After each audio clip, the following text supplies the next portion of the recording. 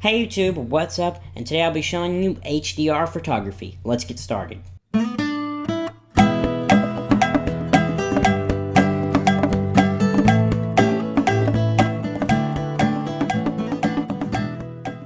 So for HDR photography, obviously you need a camera that you can change the exposures on. I'm going to be using my Canon T3i, which is a Canon camera. It will probably, actually guaranteed it will be different on a Nikon camera, but I'm going to show you how to do this with a Canon T3i. It'll be really similar with other cameras to this spec, like a 70 or whatever. It should be pretty close to the same. You will need a tripod, any cheap tripod do. I have this one, you can go really expensive if you want to. And I recommend, it is not really required, but I recommend a remote. This is just a simple remote. I got it on Amazon for like $2. And you just plug this into your camera, this end, and you just press the button and it shoots. And you can hold it down, you can take 3 shots, however many you want to do, and you're good to go. So that's what I recommend, so that way you don't have to hold up there and move the camera a little bit, because the camera cannot move while you're doing this. So let me go on and show you exactly how you set up your camera right now. Okay, so here I have my Canon T3i. I've got it on a tripod, and I have my remote connected here. Kind of get in the shot here. So here I have it, and as you can see, when I press this button, it's going to start focusing. Hear that? So now we're going to go to menu, and I have it set up in my favorites menu here for this to show up. So let me actually get this a little bit better focused. I actually have it in my favorites folder to do this, but if you want to do this, without your favorite setup, you go to, let's see here which one this is, and it's the second one here, this one with 2 dots. You go up to the top, and you set the exposure, comp, and AEB. Then you're going to take your wheel up here, your scroll wheel, and just take it out however far you want to. You can do this far apart exposure. You can move this around if you want to. And one thing that I noticed is make sure that you hit OK or set. If you don't hit set, then it's not going to actually save these settings, which is really a problem. So then I go back to my shot here. As you can see, I have my 3 brackets here. And what I'm going to do is take my button and make sure, I forgot one more thing here. Make sure you have it set to continuous. So you're going to hit your left button here for this camera, and make sure you have continuous set, because if you don't, you're going to have to hit each shot manually, of course. So here's what you're going to do, and I'm going to have this, try to get this in the shot at the same time, and hopefully it'll focus. It's probably too close. We're just going to do manual focus for this one. This is going to look terrible, but it really doesn't matter, because this is an example.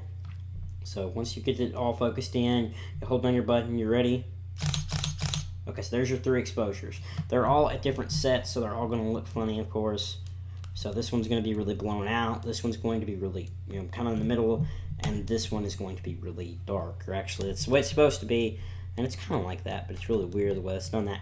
But anyway, that's what it's supposed to look like. So let me go on and show you how to put this together on your Mac and some examples right now. Okay, so here I have some pictures I've taken here in the folders. This is my before folder I've made here. I have 3 different exposures. They're all set up here in a row. So here is our before, our underexposed, or actually this is backwards here actually, but this is what it's supposed to be. Some of these are backwards. I meant to arrange them properly, but this is a little bit harder than it looks. But we're going to do it like this, but this one's in the right order. So first I'll show you these here. And so this is in the proper order here. So I've got a bunch of pictures like this, which is really cool. And you get some really neat effects here. So let me go on and take these 3 here. So you're going to get a program called HDRist. It's in the description. You're going to load it up. It's a really cool little program. It's totally free, but you can choose to buy it if you wish. So I'm going to take these 3 shots here. They don't have to be in any special order, and just drop them in. Just like that. Now it's got these all in here just right. Then I can adjust the strength.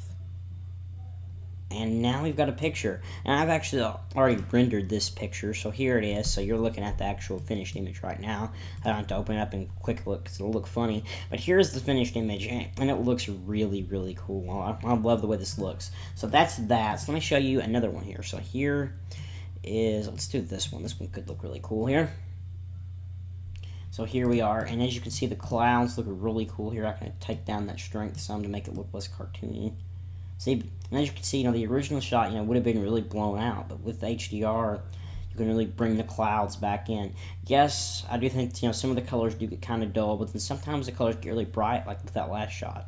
So you can kind of get it like that, and once you have it, you just want to save HDR. You can actually align them too, which is interesting, but you have to install that, which is cool. And then you can edit them also, but you have to pay for that, which is interesting. And once you're done, you hit save to HDR. I have a after folder here that I save them to and hit save. This does take a little while, which is kind of annoying because it's already got it rendered here, which is what's weird to me. I guess it has to render the entire 17.9 megapixel shot, which is what I have rendered here, which is 5,184 by 3,456.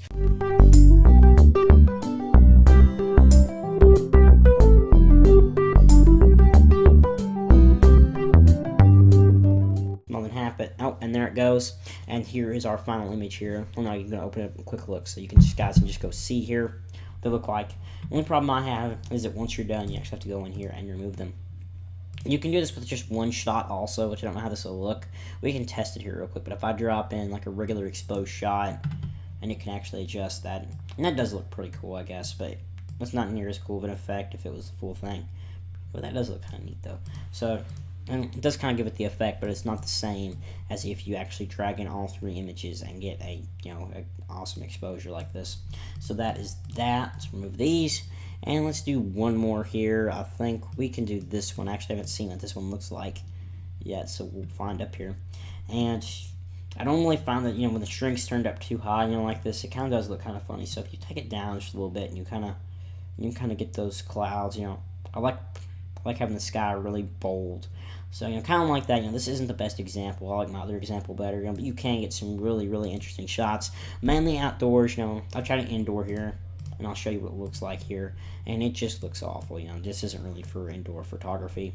Here is the final product. If you don't want to look here, but it's really not for this. So anyway, this is pretty much HDR photography. If you have a Canon camera, I apologize. I do not have a Nikon camera for you guys. If I did, I would be very, very happy to show you guys what it would be like on a Nikon. But all I have is a Canon, so I apologize. We're going to take this back and focus this. But anyway, that is doing HDR photography on a Canon camera. If you guys do want to see it on a Nikon, please comment like the wind, and maybe somebody else send me a Nikon camera to tell you how to do it. So anyway, thank you guys so much for watching. Don't forget to thumbs up, comment, and subscribe. And that's pretty much it. So I'll see you in the next video.